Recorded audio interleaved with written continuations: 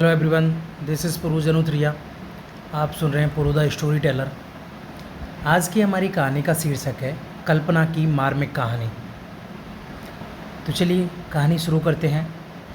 कल्पना एक मध्यम वर्गीय परिवार से थी जिसने अपनी स्नातक की पढ़ाई पूरी कर ली थी और अब वो अपने घर पर ही छोटे बच्चों को ट्यूशन पढ़ाती थी।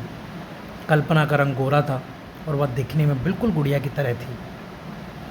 कल्पना के माता पिता उसकी शादी के लिए एक अच्छे लड़के की तलाश कर रहे थे। तभी कल्पना के मामा एक लड़के के बारे में बताते हैं। वो कहते हैं कि लड़का का नाम राहुल है और वह किसी कंपनी में मैनेजर के पद पर है और महीने के 70,000 कमाता है।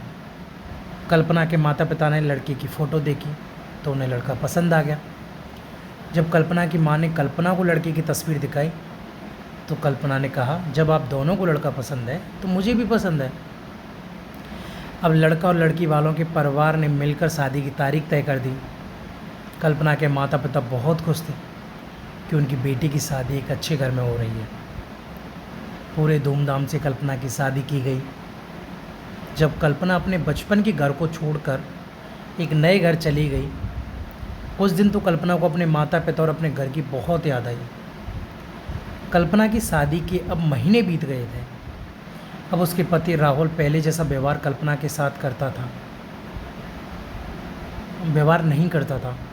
कल्पना से वो चिड़ा सा रहता था। राहुल अब न पहले जैसा कल्पना को प्यार करता और न ही उसकी बातों को मानता। कल्पना को समझ नहीं आ रहा था कि वो क्या करे।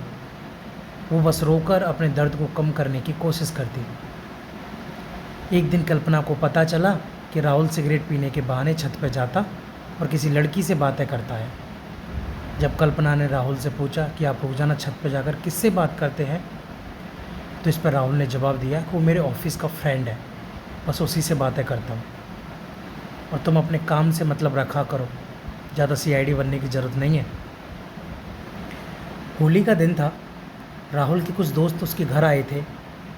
सभी ने घर पर पार्टी किया। उस दिन राहुल का एक दोस्त थोड़ा ज़्यादा ड्रिंक कर लिया था और उसने नशे में कल्पना के सामने जाकर, भाभी आप इतनी प्यारी और मासूम हो, फिर भी राहुल भाई दिन भर उस घमंडी नेहा से बातें करते रहते हैं।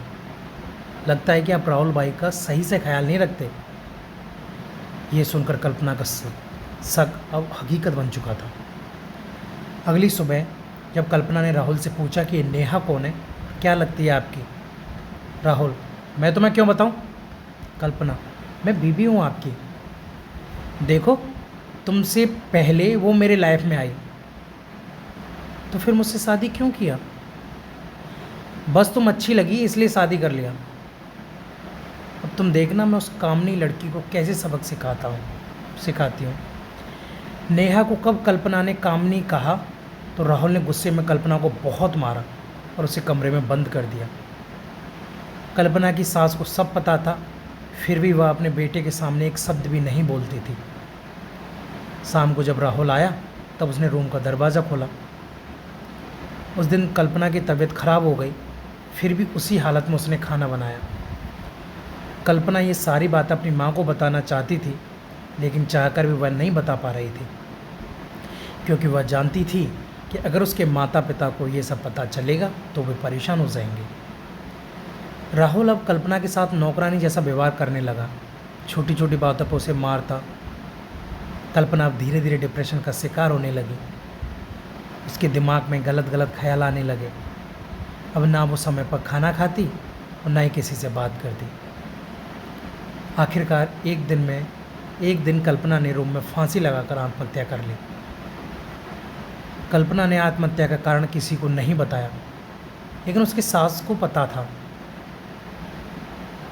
कि कल्पना ने आत्महत्या क्यों किया। दूसरी तरफ कल्पना के माता पिता का रो रो कर बुरा हाल हो गया।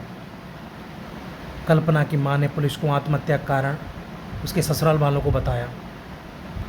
पुलिस राहुल और उसके माता पिता को ले गए, लेकिन पैसों के दम पर कुछ ही दिनों में राहुल और उसके माता पिता जेल से छूट गए। जीवन में अक्सर अच्छा दिखने वाला इंसान अच्छा नहीं होता। उसके अंदर कहीं ना कहीं बुराई छुपी होती है और वही बुराई किसी की ज़िंदगी को बर्बाद कर देती है या कर सकती है। कुछ ऐसा ही कल्पना के साथ हुआ।